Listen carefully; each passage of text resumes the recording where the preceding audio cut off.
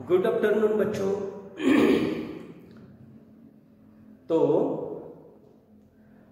देखो, पिछले 2 तासिका से हम एक कहानी लेखन पढ़ रहे थे। कहानी लेखन कैसी की जाती है, कहानी कैसी लिखनी चाहिए, मुद्दों के आधार पर कुछ लाइनें दिए हुए होती है, उसके ऊपर से कहानी कैसी घटना है, यानी कि कहानी कैसी बनानी है, वो हमने सीख लिया है। अपने कहानी बनाई भी होगी। लेकिन आज हम एक ऐसा पाठ पढ़ने जा रहे हैं, वो पाठ हमारी स्वतंत्रता से पहले का है।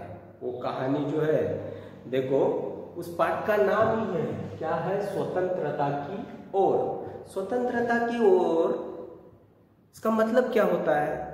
आजादी की तरफ, आबादी की तरफ। स्वतंत्रता मतलब हम स्वतंत्र नहीं थे, हम उसकी तरफ जा रहे थे। स्वतंत्रता पाने के करीब आए थे। उसी टाइम लिखी हुई ये कहानी है। ये कहानी लिखी है सुभद्रा सेन गुप्ता ने। किसने लिखी है? सुभद्रा सेन गुप्ता, इन्होंने ये कहानी लिखी है। तो स्वतंत्रता की ओर, यानी कि स्वतंत्रता के पहले 15 अगस्त 1947 को हमारा देश स्वतंत्र हुआ। ठीक है, आपको ये तो पता है। 15 अगस्त 1947 को हमारा भारत देश को आजादी मिली। हाँ, हम अंग्रेजों के गुलामी से बाहर निकले। तो ऐसे ही बाहर निकले क्या? नहीं, बहुत सारे नेता लोगों ने लीडरशिप करके, यानी कि बहुत सारे लीडर्स एक जगह पे आए, उन्होंने कुछ मीटिंग की, कुछ तय किया, कुछ इरादे बनाए ऐसे अंग्रेजों को कैसे भगाया जाए। इनके गुलामगिरी में हम रह रहे हैं, ऐसे कितने दिन रहेंगे, ये हमारे देश पे इनका राज कब तक चलेगा। करीबन 150 या 250 साल इन्होंने भारत देश पे अपना कब्जा बना के रखा था। तो देश हमारा, हम इस देश के वासी, लेकिन उनका राज चलता था। किसका? अंग्रेजों का। तो जिन जिन नेता लोगों ने अपनी प्राणों की आहुति दी, यानी कि बलिदान किया, बहुत सारा त्याग करके अपने देश के लिए वो लड़ते रहे, और अंत में 15 अगस्त 1947 को हमारा भारत देश स्वतंत्र हुआ। इन सभी में एक कैरेक्टर ऐसा भी था, एक नेता ऐसा था जिन्होंने हाथ में कुछ शस्त्र नहीं उठाया, बड़ी मारपीट लड़ाई नहीं की। उनकी सोच ही ऐसी थी कि अहिंसा यानी कि हिंसा मत करो।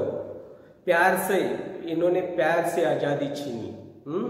उनकी वाणी से, उनकी सोच से। ये है हमारे महात्मा गांधी। इन्हें महात्मा गांधी को ये उपाधि मिली। महात्मा ये उपाधि ऐसे ही नहीं मिली, क्यों? सचमुच में वो एक महान इंसान थे, महान आदमी थे, इसलिए महात्मा बन गए। तो महात्मा, उन्हें ये उपाधि दी गई है, महात्मा गांधी। इनका पूरा नाम क्या है? मोहनदास करमचंद गांधी।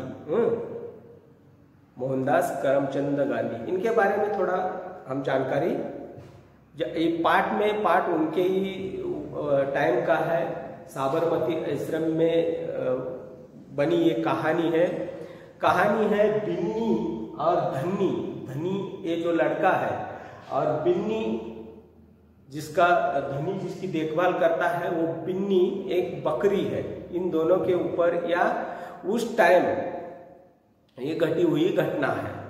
कभी जिस दिन हम स्वतंत्र नहीं हुए थे, हमारे देश पे अंग्रेजों का कब्जा चल रहा था, उनकी हुकूमत चल रही थी, हम उनके गुलाम थे। उसी टाइम की कहानी है ये, गांधी जी के जमाने की। साबरमती आश्रम में गांधी जी रहते थे। वहां पे अपने देश से बहुत सारे लोग साबरमती आश्रम में रहने के लिए जाते थे। वहां जो भी काम है वो काम करते थे, गांधी जी की सेवा करते थे, उनके साथ बहुत सारा काम करते थे। तभी गांधी जी जो है, उन्होंने अपने देशवासियों को एक सबक दिया था।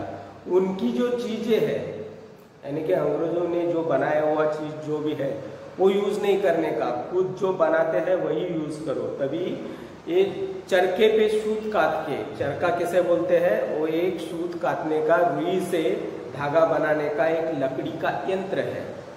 उसके ऊपर काम करते थे। वो आश्रम में बहुत सारे लोग, जो सबको अलग अलग काम दिया था, सब अपना अपना काम प्यार से करते थे और आश्रम अच्छी तरह से चल रहा था।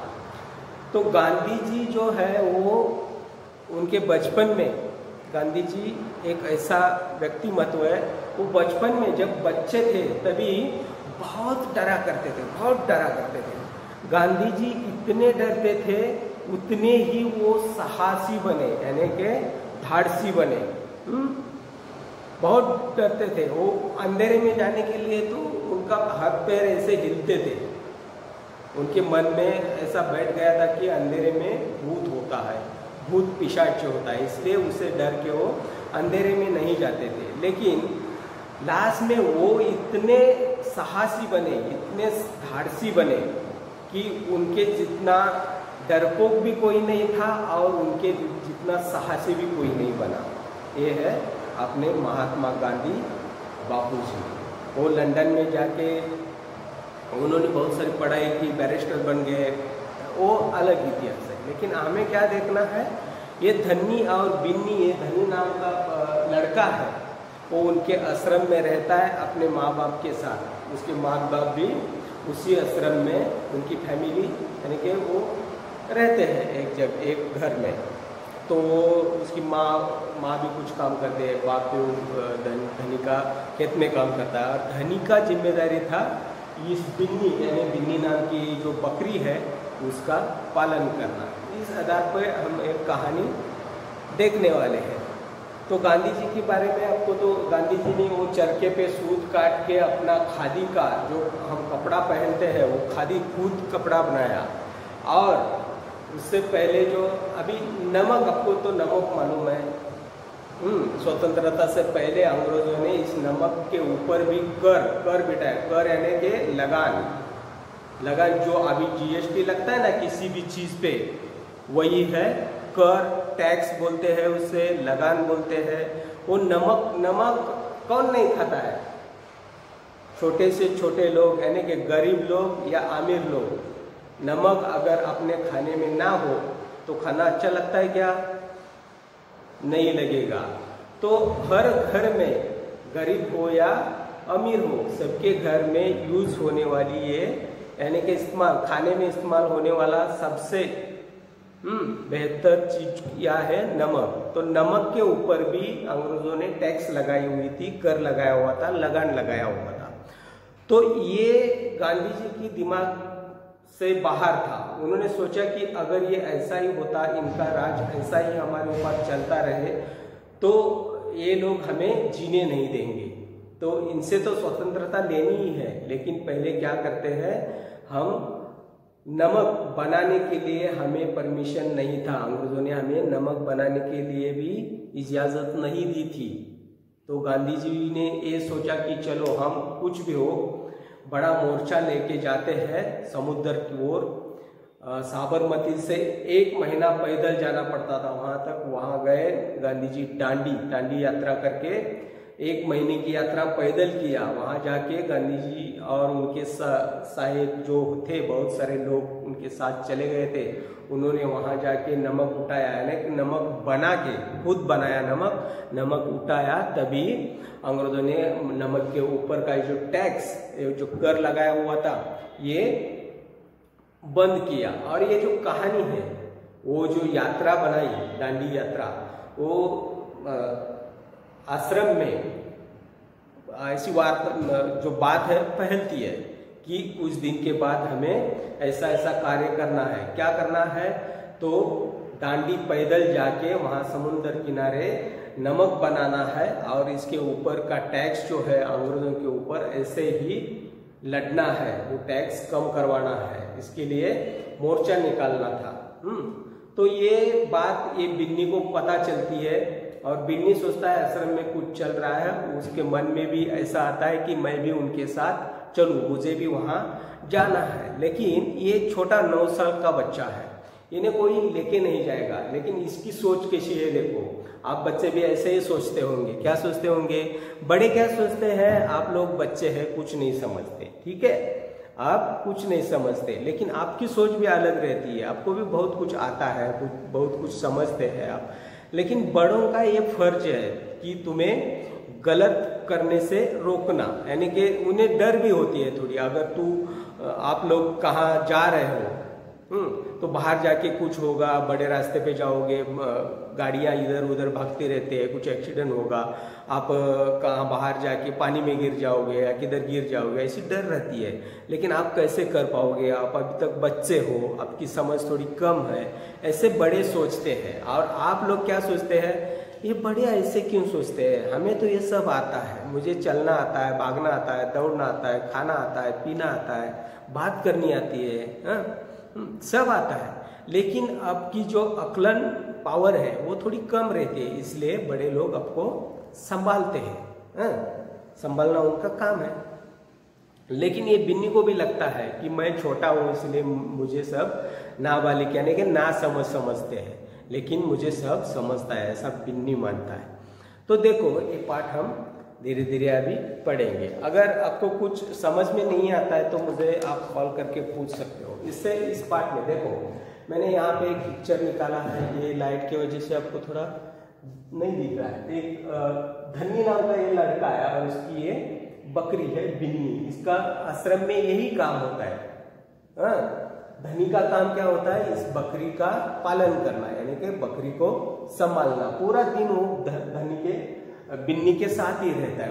उन दोनों की अच्छी जमती है, यानी उन दोनों अच्छे मिलजुल के दोस्त है एक दूसरे के, धनी और बिन्नी। तो देखो यहाँ पे वो कुछ शिकायत कर रहा है। गांधी जी जो है अपने बापूजी उनके पास, ये धनी जो है कुछ शिकायत कर रहा है। तो वो पाठ में आपको समझ जाएगा क्या शिकायत कर रहा है, उसको क्या कहना है। ये पाठ लिखा है किसने, सुभद्रा सेन गुप्ता ने। ये कहानी लिखी सुभद्रा सेन गुप्ता ने। कुछ कठिन शब्द जो मुझे लगते हैं, आपको और भी लगे तो मुझे पूछ लेना। उतावला होना यानी कि जल्दबाजी में, यानी कि बेसब्र होना। उतावला होना, बेसब्र होना या जल्दबाजी होना, क्या है आया समझ में। उतावला यानी कि जल्दबाज, यानी कि ज्यादा हमको तुरंत कुछ चाहता है ना, हम चाहते हैं हाँ ये मुझे तुरंत मिलना चाहिए, उसे बोलते हैं उतावला, यानी कि बेसब्र। किस चीज की हम सब्र नहीं करते, वेट नहीं कर सकते, उसे बोलते हैं उतावला। नहीं मुझे अभी चाहिए, अभी दे दो, जल्दी दे दो। किसी दुकान में कुछ खरीदने जाते हैं तो वो दुकानदार किसी और को कुछ देने लगता है, तो हमें भी लगता है मुझे टाइम नहीं, जल्दी दो, उसे बोलता है जल्दबाजी, यानी कि उतावला, ज्यादा उतावला हो रहा है। हिम्मत यानी कि साहस, हिम्मत यानी कि साहस। मैंने आपको बताया कि गांधी जी डरपोक थे, यानी बहुत घबराते थे। पहले तो बचपन में वो अंधेरे में जाने के लिए बहुत डरते थे, बहुत हर चीज के बारे में उन्हें डर लगता था। लेकिन वही गांधी जी अपने सोच से इतने बड़े हो गए कि वो बाद में किस बात को डरते नहीं थे, इतने साहसी भी गांधी जी ही बने। तो देखो अन्याय यानी कि अत्याचार, नाइंसाफी। हम किसी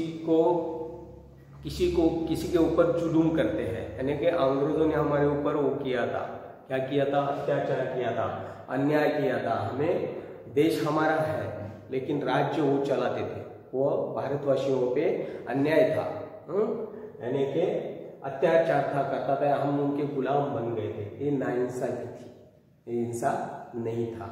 हम किसी की कुछ चीज छीनते हैं, वो इंसाफ नहीं है, वो नाइंसाफी है, यानी कि हम उनके ऊपर अन्याय करते हैं। निश्चय करना यानी कि पक्का इरादा बनाना, अपने मन में वो बात ठान लेना, मुझे वो करना ही है, मुझे वो चीज करनी ही है। मैं आज ग्राउंड पे उतरूंगा तो जीतूंगा ही, उसे बोलते हैं निश्चय। मैं जीतने का निश्चय किया, मुझे जीतना ही है, यानी कि पक्का इरादा, मन में पक्का इरादा बनाना। हट करना है, यानी हम हट करते हैं कि किसी लड़के को हम हट करते हैं, वो बात अलग है। और ये हट है जिद पे अड़े रहना। अगर आपको समझो कि आपके पापा कहीं बाहर जा रहे हैं, आप बोलते हैं नहीं मुझे भी आना है, लेकिन पापा बोलते हैं नहीं मेरा उधर बहुत सारा काम है, तू मत आ। लेकिन आप भी उनका पीछा नहीं छोड़ते, उसे बोलते हैं हट। हट हट करना यानी कि जिद्द करना, जिद पे अड़े रहना, ठीक है। खिलाफ, किसी के खिलाफ, खिलाफ यानी कि विरुद्ध, उल्टा, किसी के खिलाफ, विरुद्ध यानी कि उल्टा, आया समझ में।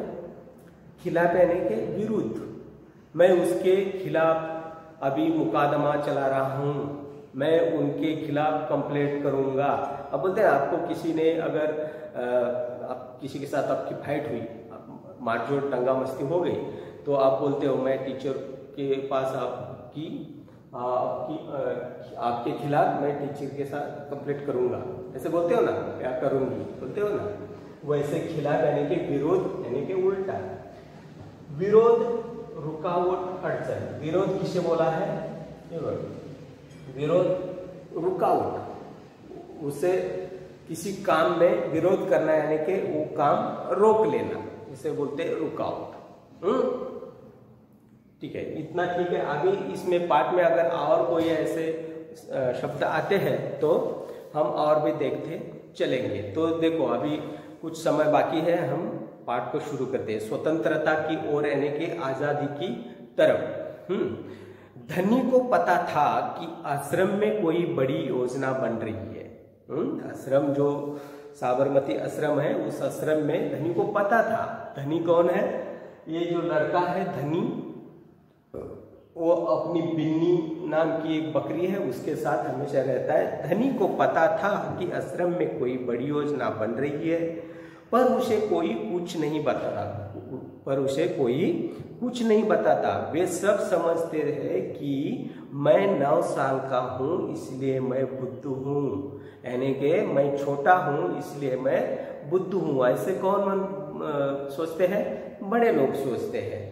पर मैं बुद्धू नहीं हूँ। धनी मन ही मन में बड़बड़ाया, वो अपने ही मन में बातें कर रहा है कि सब समझते हैं कि मैं 9 साल का हूँ, छोटा हूँ, यानी कि मैं बुद्धू हूँ, लेकिन मैं बुद्धू नहीं हूँ, मैं सब जानता हूँ। ऐसा कहना किसका है?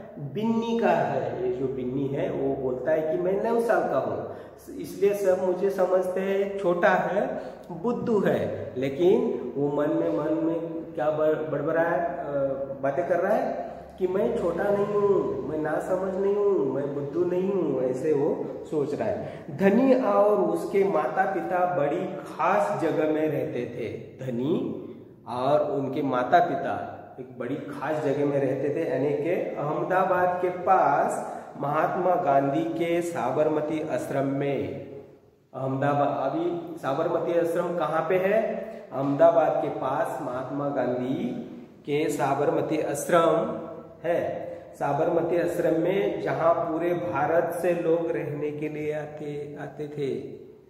साबरमती आश्रम में पूरे भारत से वहां लोग रहने के लिए आते थे। गांधी जी की तरह वे सब भी भारत की स्वतंत्रता के लिए लड़ रहे थे, यानी कि गांधी जी तभी अपने देश को आज़ादी पाने के लिए लड़ रहे थे। तो जो लोग वहाँ साबरमती आश्रम में रहने के लिए आते थे, उनको सभी भी यही लगता था कि हमें स्वतंत्रता मिलनी चाहिए। उसके लिए लड़ने के लिए सब जहाँ जो जिसके मन में ऐसा आता था वो सब लोग साबरमती आश्रम में आके रहने लगे थे। साबरमती आश्रम में जहां पूरे भारत से लोग रहने आते थे, गांधी जी की तरह वे सब भी भारत की स्वतंत्रता के लिए लड़ रहे थे। जब वे आश्रम में ठहरते तो चरकों पर खादी का सूत, चरका यानी कि वो मैंने आपको बताया कि लकड़ी का एक ऐसा यंत्र है जिसे रुई यानी कि कॉटन से धागा बनाया जाता था और उस धागे से कपड़ा बन जाता था। खादी का कपड़ा उसे बोलते हैं। चरखों पर खादी का सूत काटते थे। जब वे वो आश्रम में रहने के लिए आते थे, वहां पे वो आके क्या काम करते थे? चरखे पे रुई से सूत काटना और उससे धागा बना के कापड़ बनाना। भजन गाते थे और गांधी जी की बातें सुनते थे। और वो सूत काटते क्या करते थे? भजन गाते थे। और गांधी जी जो है उनके साथ बातें भी, बहुत सारे बातें भी करते थे। अभी गांधी जी जो है वो, उन्हें भजन बहुत प्यारा था, उन्हें गाना बहुत पसंद था। वो गाते गाते अपना काम करते थे, यानी कि हमेशा वो फ्रेश रहते थे। उनका एक गाना है, रघुपति राघव राजा राम, पतित पावन सीताराम, भज तो प्यारे सीताराम, रघुपति राघव राजा राम, राम राम राम राम राम राम राम। ये उनका एक प्यारा भजन था, रघुपति राघव राजा राम। और गांधी जी के ऊपर एक गाना लिखा हुआ था, दे दिया आजादी उन्हें खड़ग बिना ढाल, दे दिया आजादी तूने ना खड़ग बिया ढाल, साबरमती के संत तूने कर दिया कमाल, रघुपति राघव राजा राम। ऐसे प्यारे प्यारे भजन गाते थे। और गाते गाते जब काम हम करते हैं ना, वो काम ठीक ढंग से और अच्छा होता है। इसलिए गांधी जी ने ये भी हमें सबक दिया है कि जीते रहो, गाते रहो। जब आप किसी काम में मन नहीं लगता है तो आप अपना गाना शुरू करो, मन में गुनगुनाया करो, वो गाना आपका काम सफल हो जाता है। चलो ठीक है, आज हम यहाँ पे रुकते हैं। अगली ताशिका को यहाँ से हम आगे चलते हैं, इस गाने से आगे चलते हैं। यानी कि गांधी जी इनकी आदत क्या है, गाते गाते काम करना। वो भजन गाने की उन्हें बहुत आदत। चलो, आपका दिन शुभ गुजरे। धन्यवाद।